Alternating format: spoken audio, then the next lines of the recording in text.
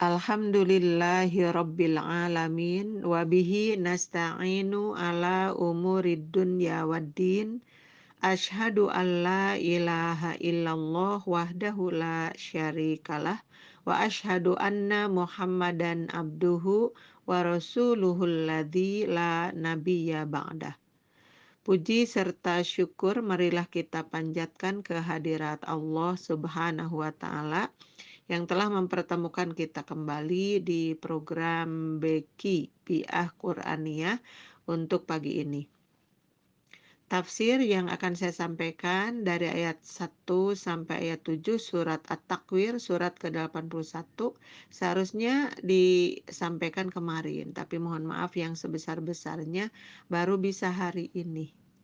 Baiklah, sebelum disampaikan penjelasannya, kita akan baca kembali sama-sama Al-Quran surat At-Takwir surat ke-81 ayat dari 1 sampai ke-7. A'udzu billahi minasy syaithanir rajim. Bismillahirrahmanirrahim. Idza syamsu kuwirat wa idzan nujumu kadarat wa idzal jibalu suyirat wa idzal isyaru uttilat wa idzal wuhusyu husyirat wa idzal biharu sujjirat wa idzan nufusu zuwijat.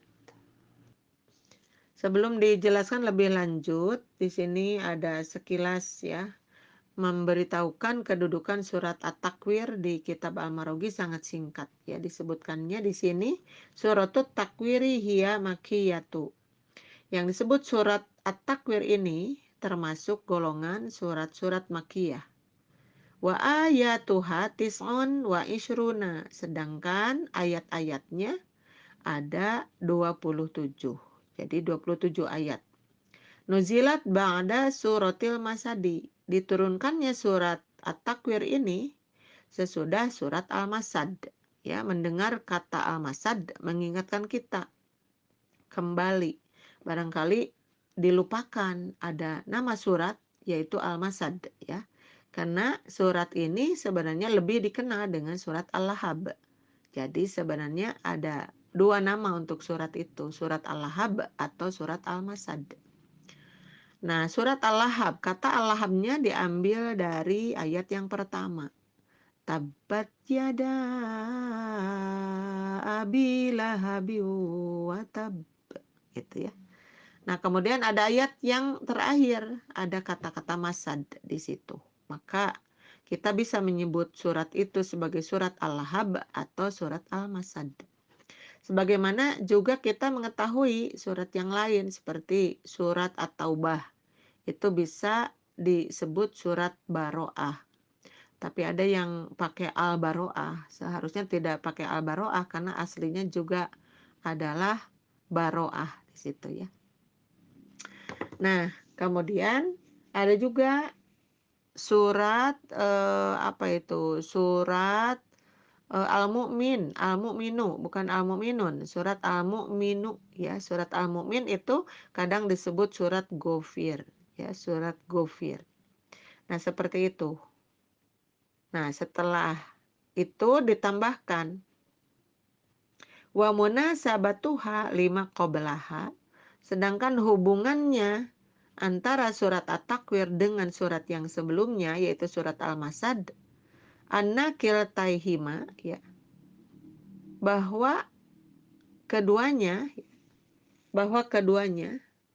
nah di sini ada yang aneh ya, tusyarrihu di sini, tusyarrihu. Kalau kita melihat ada domir huma, seharusnya tusyarrihani, tapi kita memahami itu. Anna kiltaihima tusyarrihu ahwala yaumil qiyamati, bahwa keduanya itu sama-sama menerangkan, menjelaskan tentang keadaan pada hari kiamat. Ada ahwala tadi, nah satu lagi mirip tapi beda ya. Ahwala. Jadi haknya itu wa ahwalah, wa ahwalaha. Kalau ahwalun itu bentuk jama dari halun, halun, halani, ahwalun. Kalau yang satu lagi ahwalun itu bentuk jama dari haulun, haulun, haulani, ahwalun. Diartikan itu adalah ketakutan yang mencekam. Jadi pada hari kiamat itu orang-orang ya yang terutama yang tidak yakin ke hari itu, adanya hari itu, maka dicekam ketakutan pada waktu itu. Kemudian akhrajal imamu Ahmadu wa Tirmidhiyu wal Hakimu. Ada 3 imam di sini adalah Ahmad, At-Tirmidzi, dan Al-Hakim. Mengeluarkan satu hadis, ya, hadis yang sama. Nah, An Ibni Umar dan diterimanya dari sahabat yang bernama Ibnu Umar radhiyallahu anhuma. Qala Ibnu Umar telah mengatakan, qala Rasulullah sallallahu alaihi wasallam, Rasulullah sallallahu alaihi wasallam bersabda, "Man sarrahu an yandura ila yaumil qiyamati." Barang siapa yang ingin, sarrahu kita artikan ingin. Barang siapa yang ingin melihat kepada hari kiamat, nah, tetapi masih ada di dunia.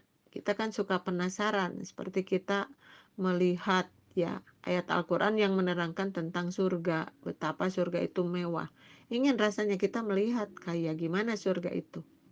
Nah, demikian juga ke dalam neraka misalnya. Ketika dijelaskan kita merasa ngeri, ketakutan, tapi juga kadang ingin menggambarkan seperti apa. Maka di sini ditawarkan di hadis ini. Barang siapa yang ingin melihat atau mempunyai gambaran tentang ya hari kiamat itu, ka'annahu ra'yu ainin, seolah-olah dia itu melihat dengan mata kepala sendiri, begitu ya. Falyaqra, maka ada perintah hendaklah ia membaca. Jadi untuk memberi gambaran bahwa hari kiamat itu ada, maka bacalah surat. Nah, itu yang disebut di sini adalah ayat-ayat pertama dari surat-surat yang menerangkan tentang kiamat ya. Nah, yang pertama idas syamsu kuwirat. Tuh, bacalah katanya ini ya, surat ini. Nanti akan punya gambaran yang terjadi pada hari kiamat itu seperti ini. Yang kedua, idas sama fatorat ya.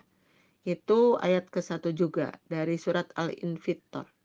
Kemudian yang ketiganya idas sama syaqqat.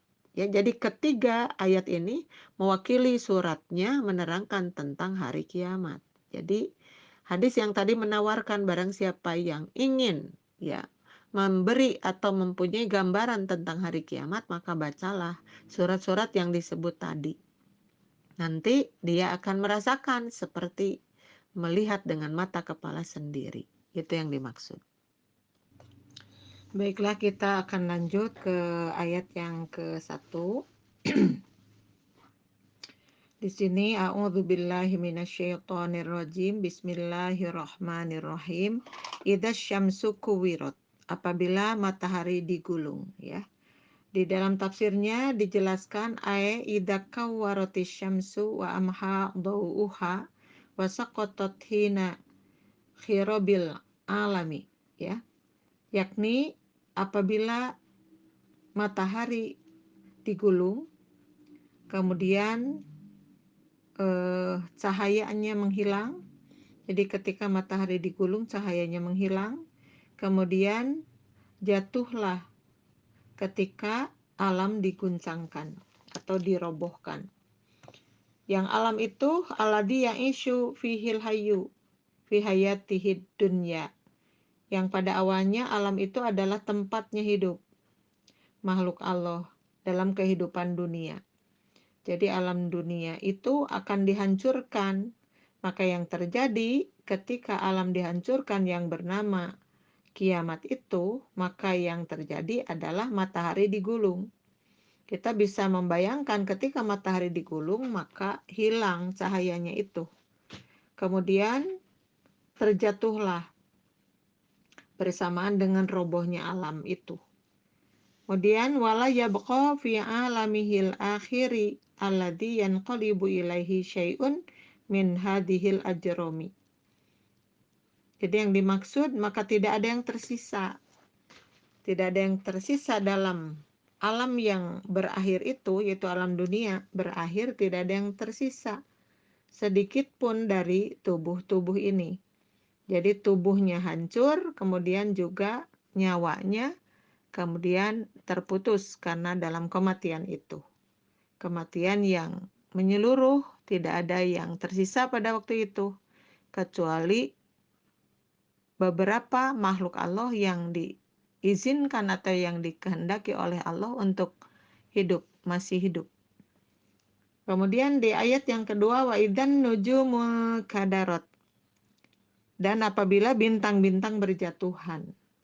Matahari dan bintang itu suka disandingkan, ya. Itu adalah benda-benda langit yang menambahkan kuasanya Allah itu kelihatan oleh kita sekalian. Lagi-lagi kita menyebut Masya Allah, Subhanallah ketika kita tengadah ke langit.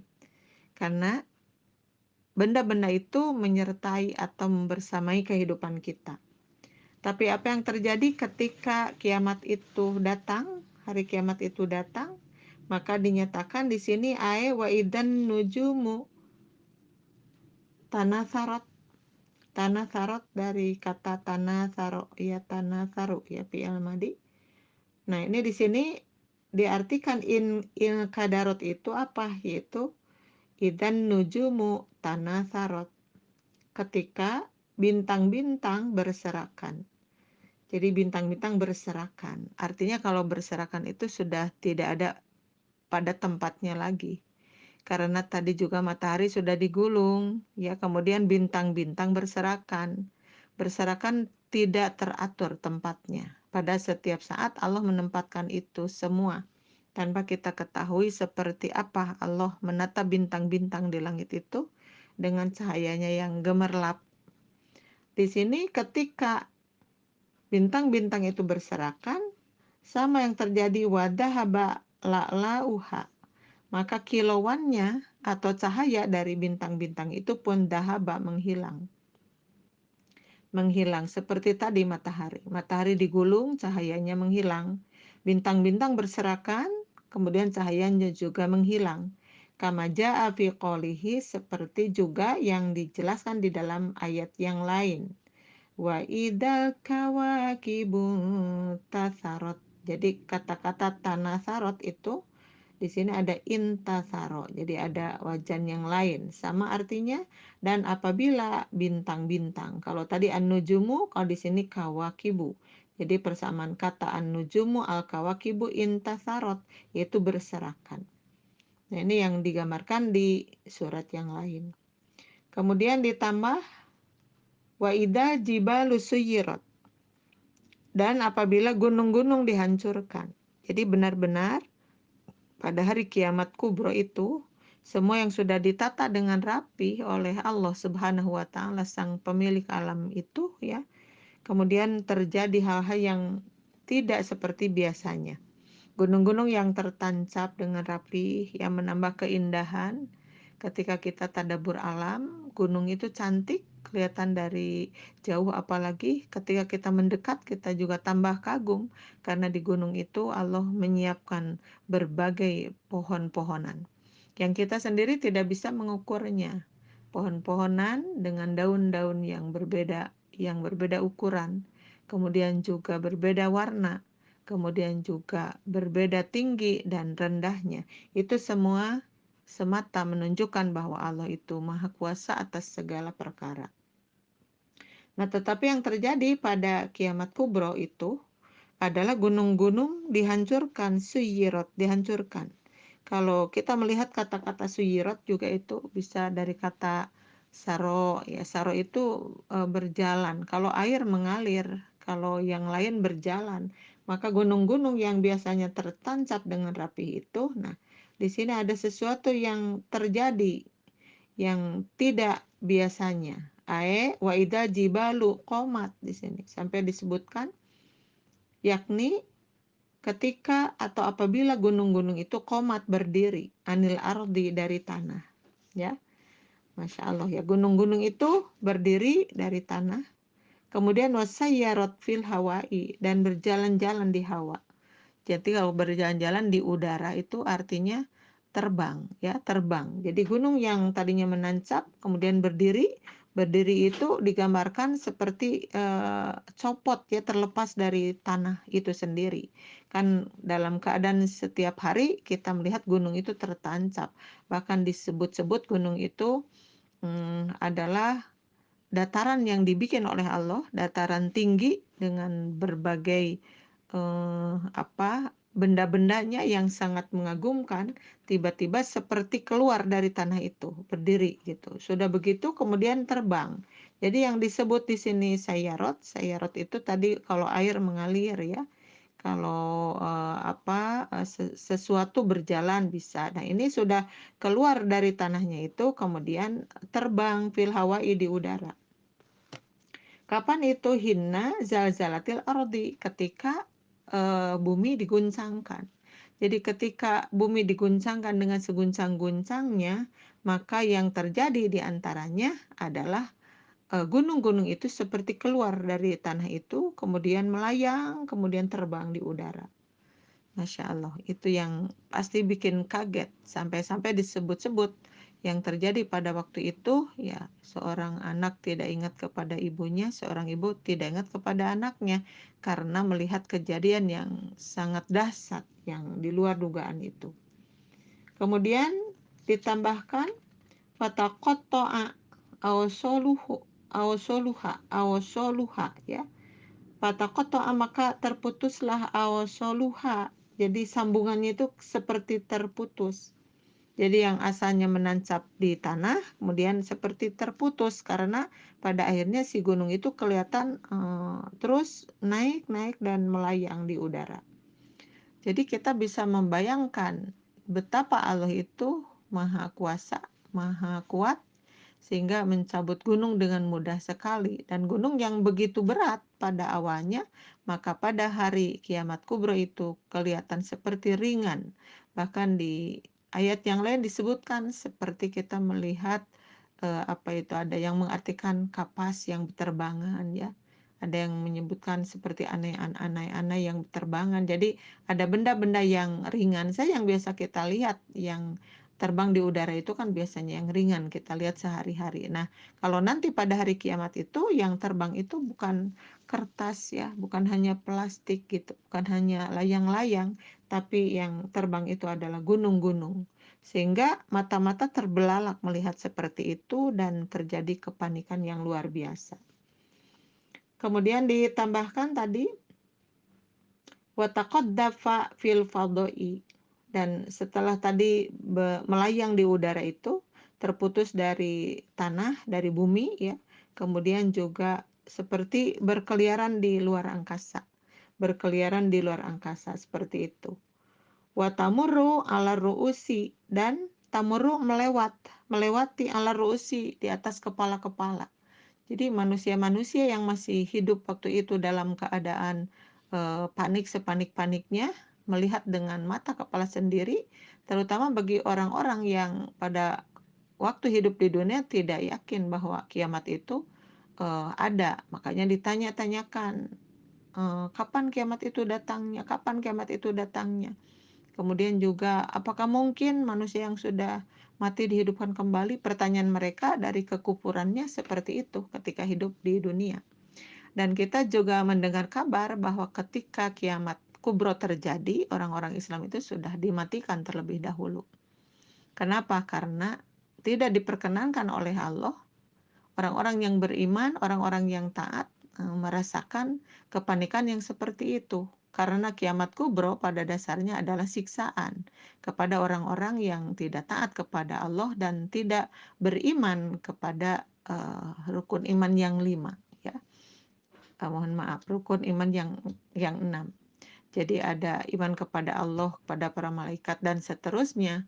Ketika kepada Allah saja tidak beriman, apalagi kepada hal-hal yang lainnya, termasuk juga kepada hari kiamat. Mereka tidak beriman, maka oleh Allah diperlihatkan semua itu.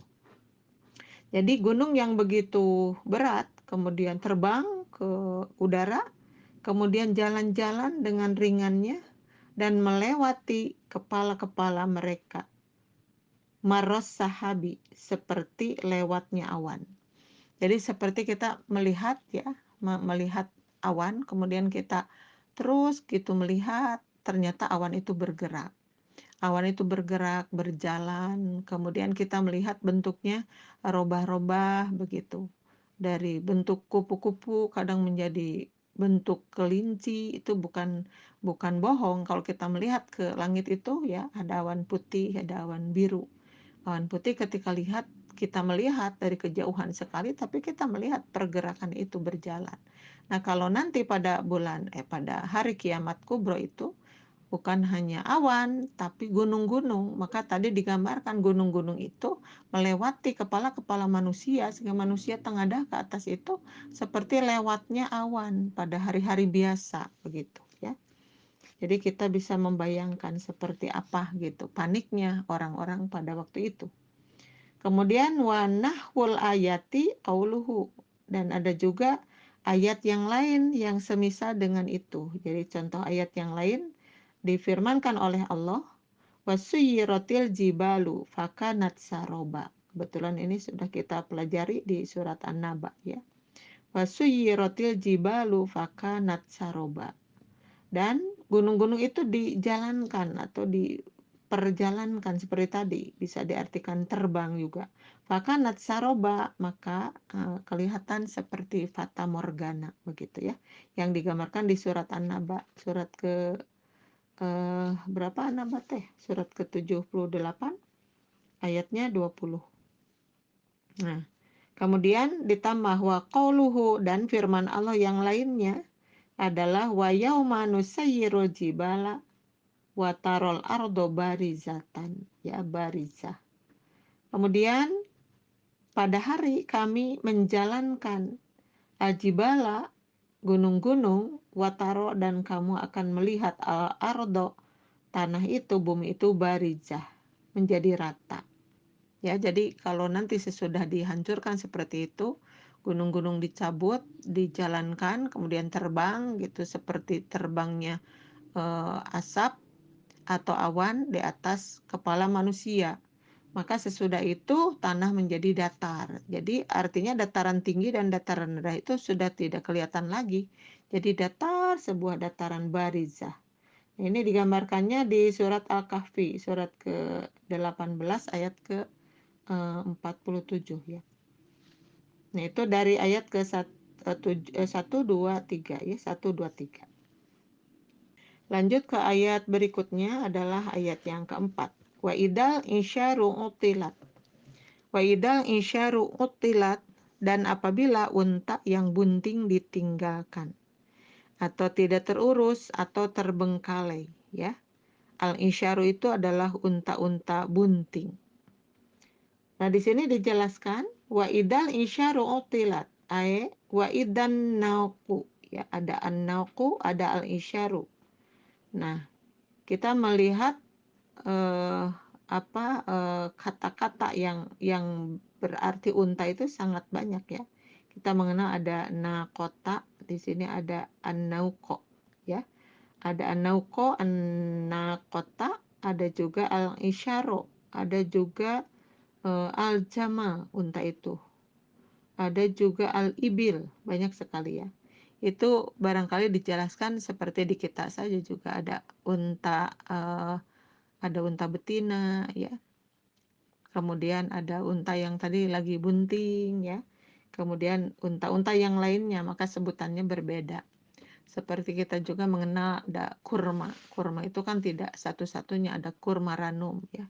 Ada kurma yang sudah matang dan seterusnya dan seterusnya. Di sini diberi gambaran wa idan naqul isyaru wahia akromul amwali ladaihim. Yakni ya, satu ada an-naqu diartikannya adalah unta betina. Al-isyaru unta betina yang sedang bunting gitu. Wahia akromul amwali ladaihim. Semasa hidup di dunia ya, yang namanya unta atau unta betina, unta yang sedang bunting itu adalah akromul amwali. Disebutnya, dipandangnya, dianggapnya adalah harta yang paling mulia, yang paling mahal, yang paling mereka idam-idamkan begitu ketika hidup di dunia. Kemudian wa a'izzuha indahum. Wa a'azzu ya, wa a'azzuha indahum. Akromu tadi, akromul amwali, kemudian wa a'azzu ya, ha indahum. Jadi mereka sangat memuliakan unta-unta itu. Karena ketika manusia memiliki unta pada waktu itu, berarti orang-orang itu diberi rizki yang baik oleh Allah. Tapi apa yang terjadi pada waktu itu? Ketika kiamat terjadi, maka mereka sudah tidak peduli lagi, dalam artian jangankan memperhatikan kekayaannya, bahkan ya menyelamatkan diri sendirinya pun mereka tidak bisa, kemana harus lari begitu ya. Kepada siapa harus meminta pertolongan dalam keadaan panik, takut ya, dan segala sesuatunya. Maka ahmalat walam yubni bisya'niha listidadil khotbi ya. Maka yang biasanya unta-unta itu menjadi kebanggaan mereka, dimuliakan, dan ini merupakan rezeki yang terbaik, maka pada waktu itu mereka mengabaikannya, lalai dari unta-unta tersebut. Kenapa? Karena yang terjadi pada waktu itu listidadil khotbi, karena sangat kesusahan, sangat dalam kesusahan mereka itu. Mereka dalam kesusahan al-khotbi ya, kemudian ditambahkan wa fida hatil hauli, dan sangat besarnya ketakutan. Jadi kesusahan, kemudian ketakutan bercampur aduk pada waktu itu, sehingga tidak bisa lagi memperhatikan kekayaan mereka di mana harta. Yang disebutkan di situ unta, tapi kan untuk semua harta sebenarnya. Harta yang dijadikan kebanggaan pada waktu hidup di dunia. Sampai-sampai kecintaan terhadap harta itu melupakan Allah yang memberinya. Sekaligus melupakan hari kiamat yang akan terjadi itu. Karena mereka sudah tergila-gila dengan kehidupan dunia, maka dunia itu melupakan akhirat. Kecintaan terhadap dunia pada akhirnya melupakan akhirat, dan seperti itulah yang terjadi. Buktinya unta-unta yang sangat berharga sudah tidak mereka pedulikan lagi. Mereka sudah mengabaikannya. Yang dipikirannya adalah bagaimana cara menyelamatkan diri. Seperti itu. Kemudian wahada ala wajhil mithli. Dan kalau saja kita mengambil sebuah contoh, sebuah misal ya. Karena tidak mungkin li'anna yaumal qiyamati la takunu fihi naqatun usyara'u. Nah, ini naqatun usyara'u. Nah, pada hari kiamat itu tidak mungkin gitu ya. Yang namanya unta-unta yang berharga, unta-unta yang mahal itu masih bisa berkeliaran, masih bisa hidup. Karena apa? Karena yang terjadi adalah kehancuran seperti tadi. Jadi kalau binatang hancur ya sudah hancur saja, tapi manusia kan kalau sudah hancur akan dihidupkan kembali. Jadi mereka baru merasakan pada waktu itu ketirnya, bingungnya gitu, harus bagaimana, apa yang harus dilakukan. Kemudian ditambahkan kesananya, nah, li'at liha. Li'at liha itu menelantarkannya, wastagola binafsihi, dan dia itu sibuk dengan dirinya sendiri. Jadi dalam keadaan seperti itu pada hari kiamat itu, karena mereka sangat susah ya, dalam keadaan yang carut marut ya, rasa susah, bingung gitu, takut, khawatir itu bercampur, maka tidak lagi memperhatikan kekayaannya, menelantarkan untanya, kemudian dia sibuk dengan dirinya sendiri, bagaimana cara menyelamatkan diri. Qalahul Qurtubiyu, dan ini adalah ucapan atau komentar dari Al-Qurtubi, Imam Al-Qurtubi tentang itu.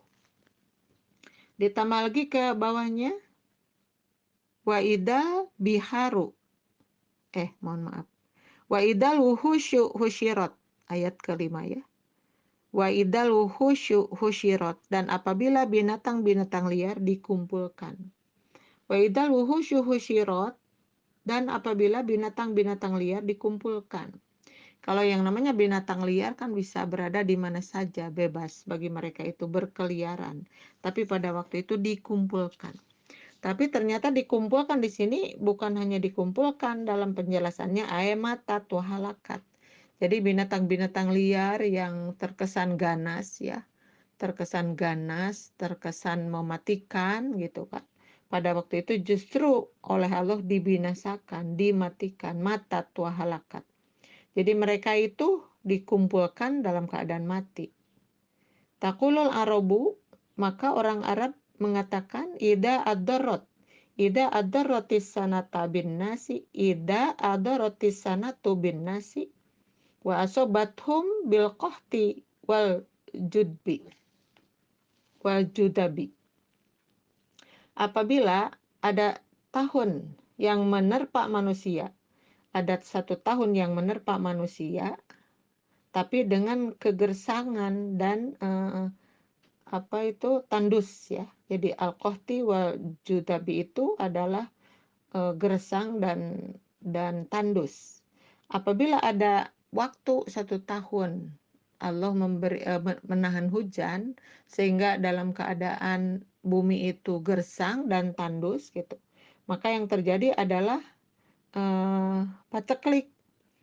Dalam keadaan kehausan dan gersang itu hasyarathumus sanatu, maka seolah-olah tahun itu sudah mematikan mereka. Mematikan mereka itu adalah orang-orang bisa mati karena kelaparan, karena Allah menahan air hujan sehingga bumi menjadi tandus dan gersang. Tidak ada air, matilah orang-orang itu. Bisa terjadi seperti itu, kelaparan. Nah, yang terjadi pada kiamat kubro seperti itulah. Tidak disebutkan di situ ditahan air hujannya, tapi Allah menjadikan dunia itu hancur sehancur-hancurnya. Maka dikumpulkanlah binatang-binatang liar itu dalam keadaan mati. Ai ahlakathum, yang yakni hasyarat husyirat itu adalah hulikat. Husyirat itu adalah hulikat.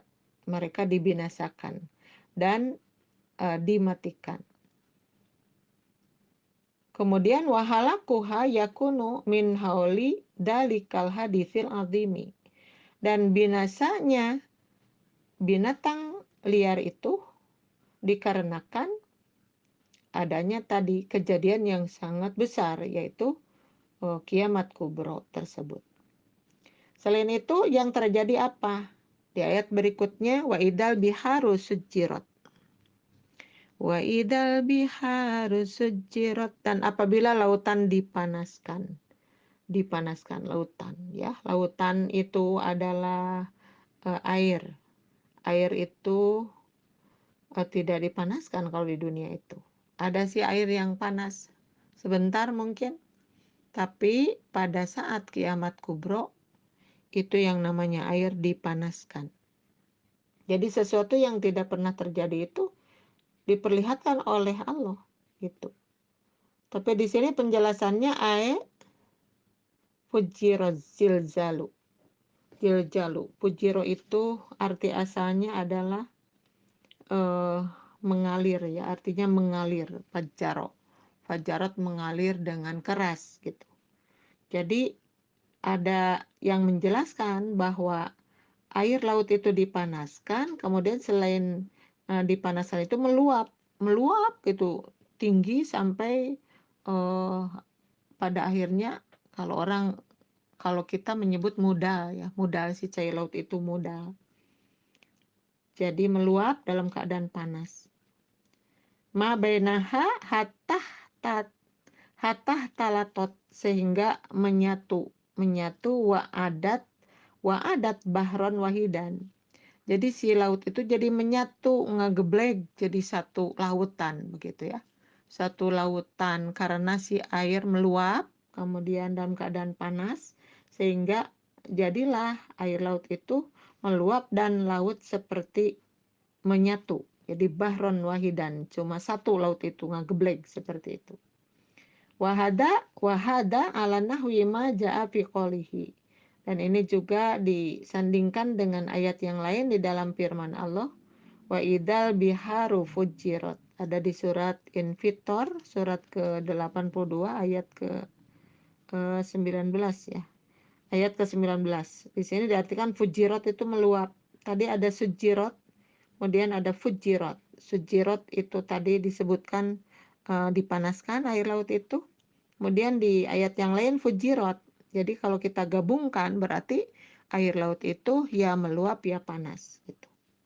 Pasti ya. Tidak mungkin manusia tidak ketakutan dalam keadaan seperti itu. Karena pada awalnya ketika mereka hidup di dunia tidak seperti itu. Wa qad yakunul muradu fi tasjiriha idromuha naron. Nah, di sini digambarkannya. Maka kalau kita memberi gambaran ketika air laut meluap dan memanas ya, maka ini seperti tasjiruha idromuha naron. Seperti api yang membakar panasnya itu. Seperti api yang membakar. Air mengalir tapi seperti dibakar api panasnya itu. Naudzubillah min dzalik ya.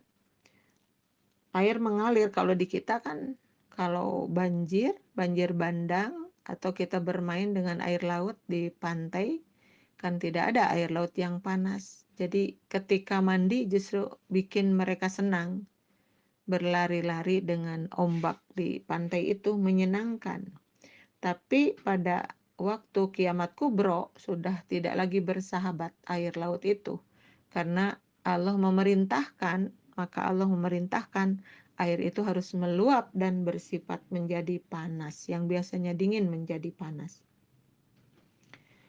Nah, kemudian ditambah fa'in nama fi batinil ardi minan nari. Jadi sepertinya apa-apa yang di perut bumi itu keluar menimbulkan api saja gitu. Yadharu bitasyakukiha. Tasyakukiha. Jadi bisa dilihat dengan jelas dari belahan bumi itu. Kan bumi itu membelah kan seperti digambarkan ada guncangan ya, ada gempa bumi itu yang digambarkan itu. Gempa kemudian tanah membelah, kemudian setelah membelah tanah dari belahan tanah itu keluar gitu ada seperti api panas gitu. Kelihatan. Kemudian watamazzaqo dan pecah gitu. Pecah, apanya yang pecah? Bukan tamazzaqo ya, tumaziku. Watumaziku tadi ada haru. Wah, sekarang watumaziku tabaqatu hal ulya. Dan pecah sampai ke lapisan paling atas. Jadi tanah itu kan berlapis-lapis.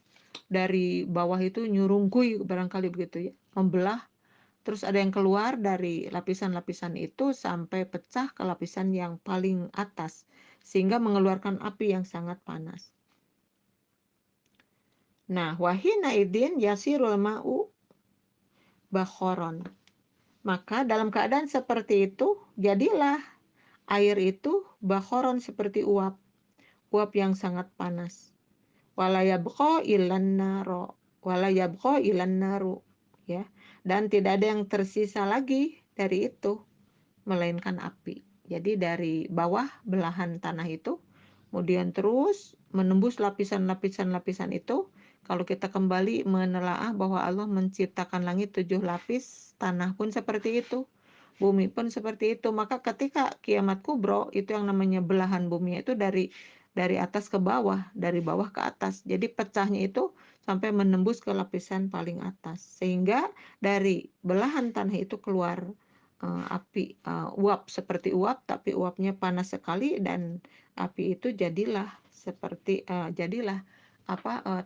air itu jadilah uap dan menjadi api. Nah, waqad asbatal bahsul ilmiyu. Waqad asbatal bahsul ilmiyu dan sudah dibuktikan di dalam pencarian keilmuan ya. Di situ maksudnya, dan bagi orang-orang yang meneliti hal seperti ini, maka dikatakannya adalah Gilyanul Barokin, seperti gunung Merapi yang mendidih, gunung Merapi yang mendidih. Apa itu? Nah, dijelaskan lagi, wahia jibalun nari allati fi batinil ardi, yaitu gunung api, jibalun nari, gunung api, allati fi batinil ardi, yang ada di perut bumi. Jadi dibongkarlah semuanya oleh Allah pada waktu itu, semata untuk memperlihatkan kepada orang-orang yang dulu tidak percaya sama sekali akan terjadinya itu. Nah, di sini ada pengalaman watushhadu lidzalika zalazilus syadidatu allati tasyukul ardo wal jibala fi ba'dil atrofi. Maka di sini ada semacam gambaran untuk kita di kitab Al-Marughi ini, diterangkan tentang, kita ambil contoh barangkali. Kita lihat sebuah contoh yang terjadi di alam ini adalah gempa bumi yang terjadi di Italia ya di sini. Di Italia kalau disebutkan di sini tahun 1909 Masehi. Tapi pas saya buka di Google, yang terjadi itu adalah 1908 Masehi, tapi karena sangat panjangnya yang namanya gempa bumi yang terus itu berkelanjutan, gempa-gempa susulan dan seterusnya, maka berujung di bulan Maret 1909. Jadi barangkali terjadi di tahun 1908 di bagian akhir tahun itu, kemudian berlanjut sehingga nyebrang ke tahun 1909 Masehi. Yang saya baca itu ada semacam gempa bumi yang sangat dahsyat. Itu terjadi di Italia Selatan, di Messina dan Calabria disebutkannya, dengan guncangan 7,2 skala hektar, jadi sangat kuat. Tapi terjadi itu dalam hitungan detik, 30 detik disebutkannya, 30 detik saja, tapi menghancurkan. Tapi yang menjadi aneh di situ, seiring dengan gempa bumi, ada kobaran api dari tanah itu, ya. Secara berita seperti itu. Jadi makanya dimuat di sini seperti gambaran bahwa kalau kiamat kubro ya ditegaskan seperti itu, jangankan nanti yang terjadi di Italia juga itu menghabiskan banyak jiwa. Kalau yang tercatat pada waktu itu secara sejarah ada 140.000 orang yang meninggal dengan bencana itu, sampai 80.000, mematikan 80.000 orang. Jumlah semuanya 140.000 orang. Jadi yang dahsyat luar biasa. Nah, terjadinya kapan? Terjadinya pada pukul 05.20 ya. Jadi waktu subuh manakala mereka sedang pada tidur. Karena yang terlihat dari mayat-mayat yang bergelimpangan itu banyak sekali orang-orang yang masih dengan pakaian tidurnya, katanya di sini disebutkannya seperti itu di peristiwanya, dengan pakaian tidurnya. Kemudian juga selain yang meninggal juga banyak yang terjebak di reruntuhan tapi masih hidup. Nah, itu yang terjadi. Nah, sudah gempa bumi yang mengeluarkan api, jadi agak aneh gitu ya. Gempa bumi tapi ada kebakaran, sudah begitu disusul beberapa menit setelah itu disusul dengan tsunami. Tsunami, kita bisa membayangkan yang terjadi di di Aceh ya, pada tahun berapa itu kita melihat seperti itunya Allah memporak-porandakan laut, daratan, dan pengisinya sampai orang-orang bergelatakan jadi mayat. Pada waktu itu kita melihat yang terjadi di Aceh itu. Nah, ini sesudah terjadi gempa bumi, kemudian ada kobaran api yang sangat panas, kemudian disusul dengan tsunami. Dan tsunami itu melambung sampai ke 20 kaki. Ukurannya itu ke atasnya sampai 20 kaki dari garis pantai tersebut. Nah, kalau digambarkan seperti itu, nah kita membayangkan, jadi ini yang terjadi di dunia seperti itu. Dan tercatat di sejarah, setelah itu juga terus gempa-gempa susulan itu ada, terus saja ada. Nah, sampai berakhir di tahun 1909 Masehi pada waktu itu. Kemudian terakhirnya di sini wahadatsa fil Yaban. Fil Yabana ba'da dzalika. Sesudah terjadi di Italia itu, maka terjadi juga di Jepang pada waktu itu ya. Kita tinggal melihat di Google yang terjadi di Jepang pada waktu itu seperti apa. Nah, itulah gambaran bagi kita bahwa menentang aturan Allah ya. Di sini yang dibahas cuma ke bawahnya itu dibahas karena ini letaknya apa gitu. Pembahasan itu tidak ada yang sangkut paut dengan akhlak manusia, tidak ada yang dibahas itu. Kalau secara umum mereka membahasnya karena ini terletak negaranya di mana, di belahan bumi apa gitu. Terus lempengan-lempengan apa seperti itu yang dibahasnya itu.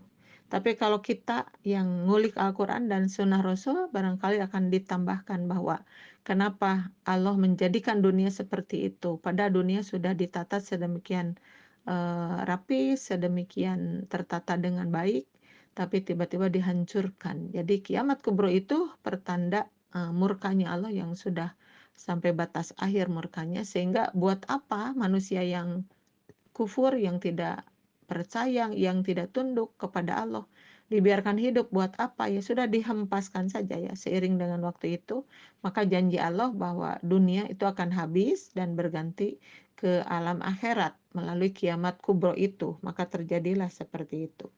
Waja'a fi ba'dil ahbari, dan ada juga di sebagian kabar, di sebagian berita, innal bahro gitu jahannama katanya ya. Ada yang mengabarkan, tidak disebutkan di sini siapa yang mengabarkannya, tapi digambarkan innal bahro gitu jahannama, bahwa laut itu adalah selimutnya neraka jahanam ya, bahwa laut itu selimutnya neraka jahanam. Jadi kalau tadi laut muda kemudian mengeluarkan api juga dan airnya jadi panas, apa coba jodohnya kalau bukan siksaan? Nah, makanya disebut selimut neraka jahanam. Jadi sebelum mereka masuk ke neraka jahanam, dicoba dulu dengan tadi kedahsyatan air yang ada di lautan, yang dibikin oleh Allah menjadi panas dan mudal, kemudian menyapu mereka sampai habis. Jadi kalau kita simpulkan, kiamat kubro itu adalah siksaan dari Allah kepada orang-orang yang tidak meyakini adanya kehidupan di alam akhirat. Nah, bagian akhirnya wabada an addada mayahdutsu fi muqaddamatil fina'i wa batlanil hayati fil ardi. Nah, setelah menghitung atau menunjukkan apa-apa yang terjadi pada zaman dahulu, yang terjadi di kehidupan dunia gitu ya. Tadi adalah terjadinya di kehidupan dunia kiamat kubro itu. Kemudian juga ditambahkan akhoda yadguru mayakunu ba'da dalika minal ba'thi wan nusyuri.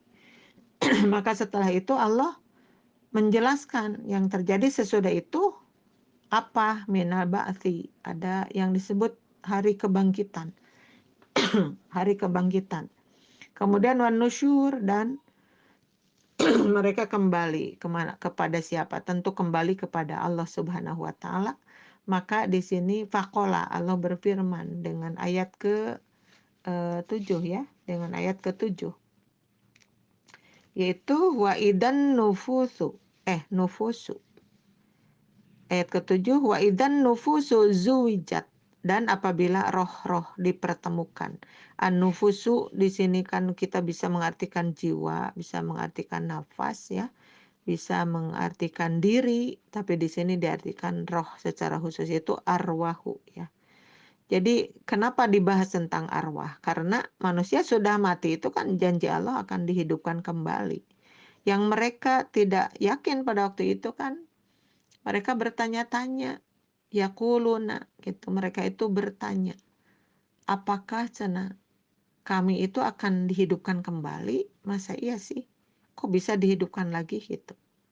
Maka Allah itu kan menjawabnya, jangankan menghidupkan orang yang pernah hidup, ya. Bahkan Allah menghidupkan orang yang belum hidup pun bisa. Makanya manusia itu dihidupkan 2 kali hidup, mati 2 kali mati. Seolah Allah memperlihatkan kekuasaannya itu. Manusia dari mati yang pertama artinya belum ada, ya waktu itu, sehingga digambarkan itu adalah mereka ada di rahim ibunya, dalam keadaan nutfah, sudah nutfah 40 hari berganti alaqah 40 hari, berganti juga mudghah 40 hari. 40 kali 3 120. Kalau 1 bulannya ada 30 hari, berarti 120 dibagi 34.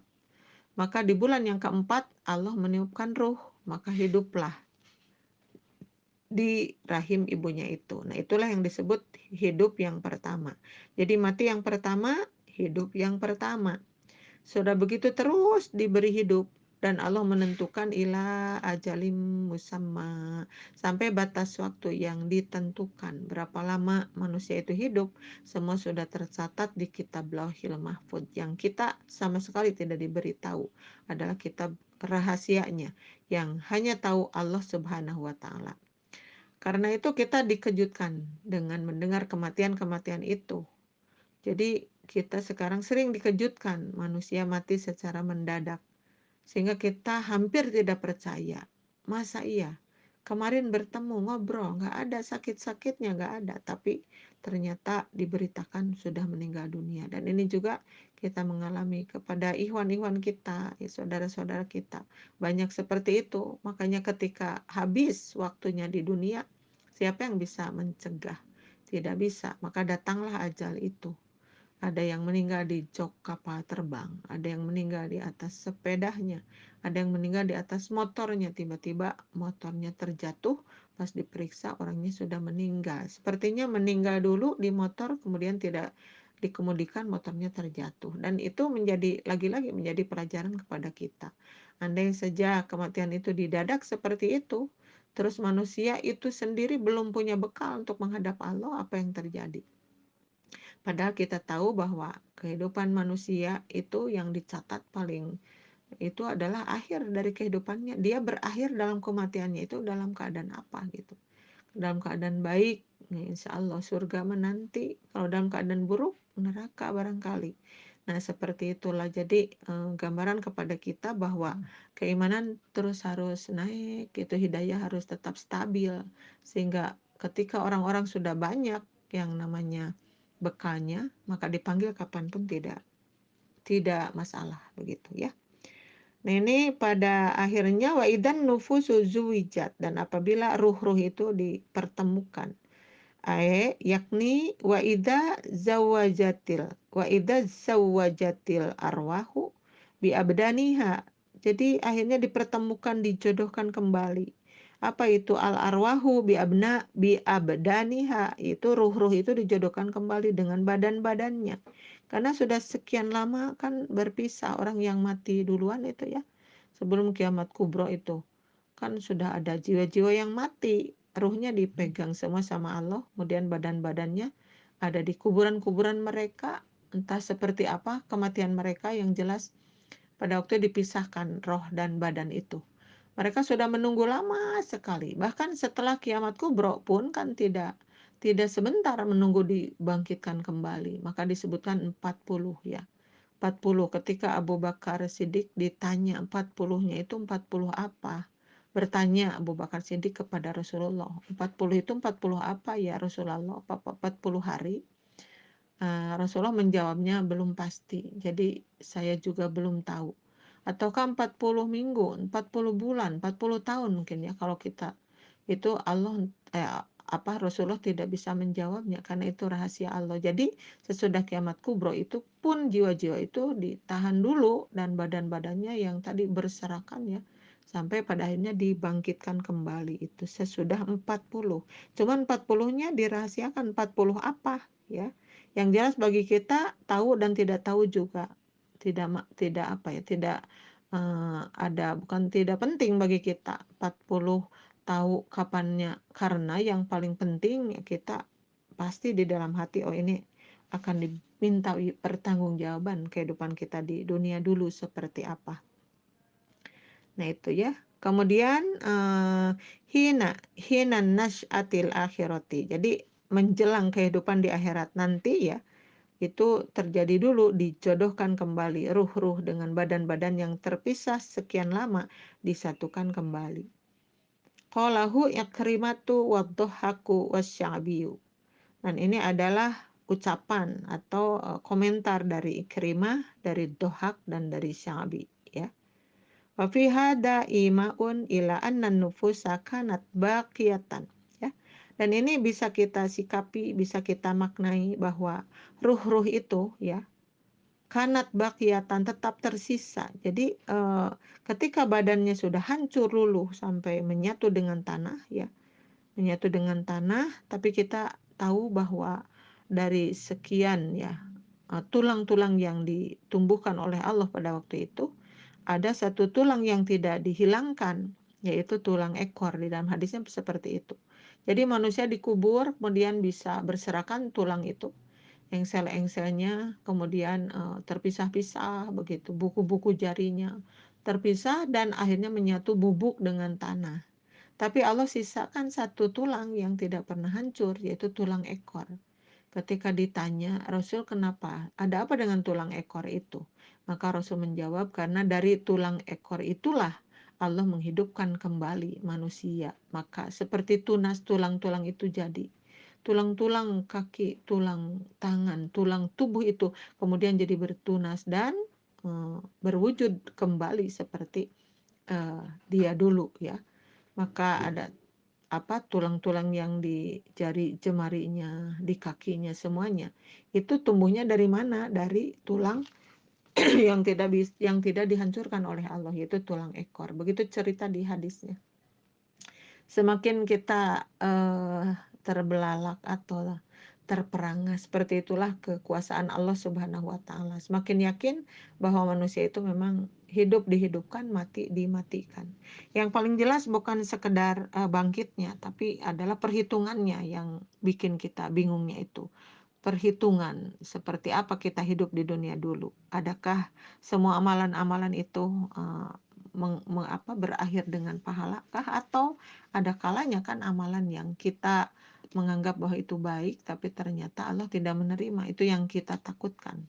Oleh karena itu apa yang dijelaskan dari ayat 1 sampai ayat ke-7 ini mudah-mudahan menjadikan kita semakin naik ya nilai keimanannya, nilai ketakwaannya, karena tadi sesudah disebutkan bahwa ruh-ruh itu tidak pernah mati, tetap tersisa minhinil mauti, dari sejak mati itu ilahinil ma'adi, sampai kembali kepada Tuhannya.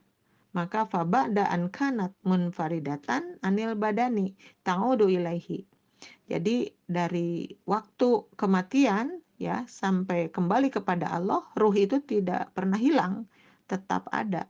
Maka setelahnya itu yang tadinya menyendiri, ruh itu menyendiri dari badan karena badannya udah hancur tadi dimakan tanah, ta'udu ilaihi, pada akhirnya yang namanya ruh-ruh itu kembali kepada badan tersebut, termasuk kita nanti. Mudah-mudahan apa yang saya jelaskan menjadi nambah wawasan. Mohon maaf mungkin sapertos lungsek itu ngadugikeun teh ya. Udah telat, udah rada kecapean hari ini ya. Jadi seperti itulah, punten oke macanya tidak lancar seperti biasa karena apa? Karena dadakan-dadakan seperti itu juga janten dugikeun ka dinten ieu ti enjing-enjing janji mau pagi-pagi ternyata ada musibah juga. Pun alo suami istri katabrak anu meuli ibadah haji kamari alo. Katabrak janten pun alo nu istri mah cuman babak-babak gitu. Anu carogena sampeanana potong janten geumpeur tadi teh bade ngarekam teh henteu deui. Seperti itu namanya meuli ibadah haji capek keneh gitu anjeunna langsung tugas namina perawat mah terjadi seperti itu janten we janten kitunya geumpeur sadayana. Nada pidoana ti sadayana mudah-mudahan nu kamusibahan enggal damang deui. Ibu-ibu yang ada di Beki, Ibu Taskil PPSIS Jawa Barat beserta Pardanya, itulah yang bisa saya sampaikan dari ayat 1 sampai 7 ya surat At-Takwir. Mudah-mudahan semakin memaknai, semakin disikapi dan semakin dewasalah jiwa-jiwa kita untuk menjadikan sebagai hamba-hamba yang diridhoi oleh Allah. Amin ya rabbal alamin. Terima kasih. Wassalamualaikum warahmatullahi wabarakatuh.